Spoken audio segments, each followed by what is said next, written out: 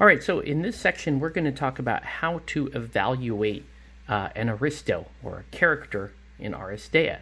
Maybe before you even really get into the game and understand the game, there's some things that you can do to understand or select characters. The easiest way, my preferred method, is to just pick the model that you like. So we're using Major Luna as our example here. So I've got a metal Luna, got a plastic Luna, and then I've got the alternate Luna here. But actually, that's purely subjective. Obviously, you are going to make that decision on your own. That's the method I like to use. But since we're talking rules, why not? Let's just talk some of the rules for Aristeia, how to navigate your way around a card.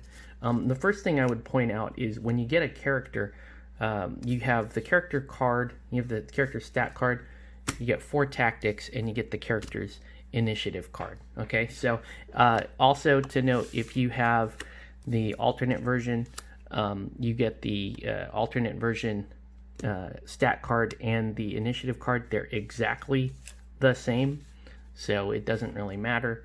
It's just nice to use this when you are using that alternate sculpt.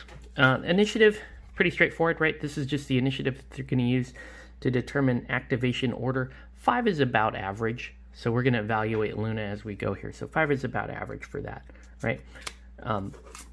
When you're looking at the character card, now you've got a bunch of symbols, and this is kind of one of the things that I like and dislike about Aristeia, is that you use a lot of symbology on the card, which is fantastic. It takes you a little bit of practice to learn what these symbols mean, but once you get them, it's nice, because then it's language agnostic. You can just look at the symbols to understand what you're looking at.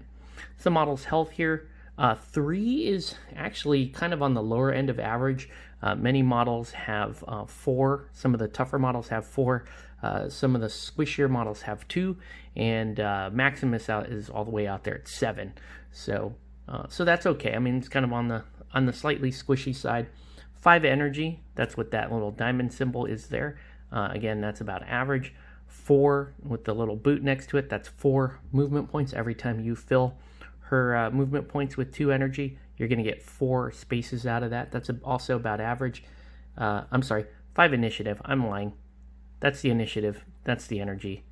See, don't listen to me. Anyway, but yeah, 5 initiatives about average, and 5 energies also about average. The next line down, this is armor.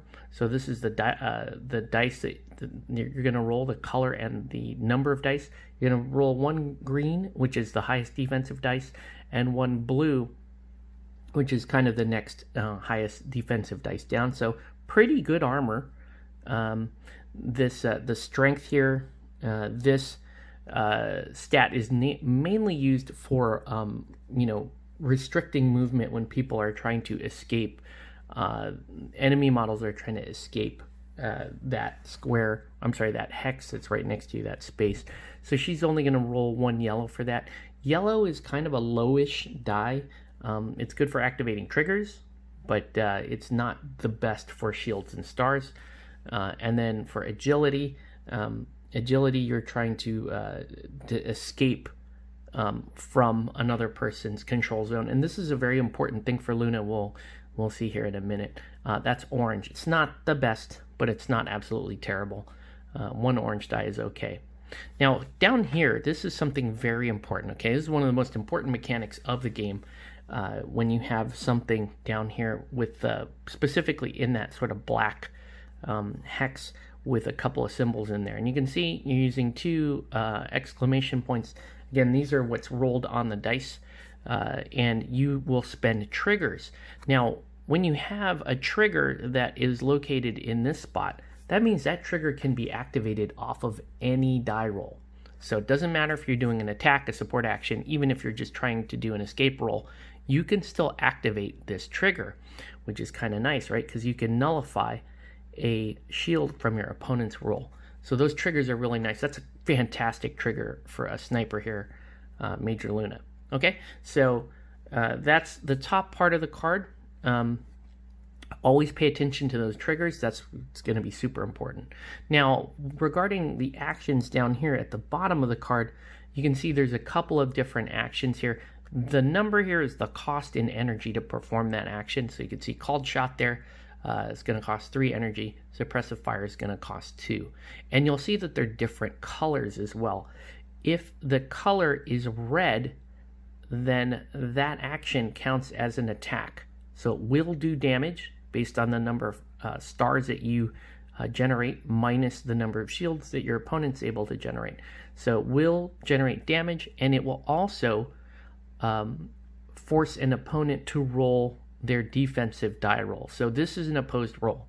Okay, this is very important. So an attack forces an opposed roll. So it would be this dice. It would be, in this case of called shot, it would be 1 red, which is the highest offensive dice, 1 orange, which is the next one down, and then an automatic star. So she already has a star going into that called shot. The next thing here is this is the range of that ability, and this is something that you have to pay very special attention to, especially in the case of a sniper. She has a 3 to 8 range. That means she has a minimum range. If the range is 0, she can cast it in her own hex, or she can use the ability in her own hex. 1 is, the hex adjacent to her, but she's a sniper, so both of her abilities, you can see, have a range of 3 to 8. But what's more important than the 8 is the 3, meaning that there is a minimum range that she needs to be at to use these abilities for her target. So something to be very wary of. All right, so if in the case of an attack, you'd be rolling these dice versus the opponent who'd be rolling their armor dice to defend that. Okay, and then down here you can see the green ability. Now, green abilities are secretly some of the most powerful abilities in the game. These are support abilities, and what's so special about these is while they don't necessarily do damage, it's actually most of them don't do damage, they will cause effects. They will cause things to happen, and most importantly, there is no opposed roll for these. That's what makes these super powerful, is there's no opposed roll. They either happen or they don't happen. In the case of suppressive fire, it's going to cost 2 energy. It's 1 orange and 1 yellow. And like I said, yellow is good at generating these little trigger rolls, so that's actually kind of nice. Even though in this case it doesn't really matter because there's no opposed roll.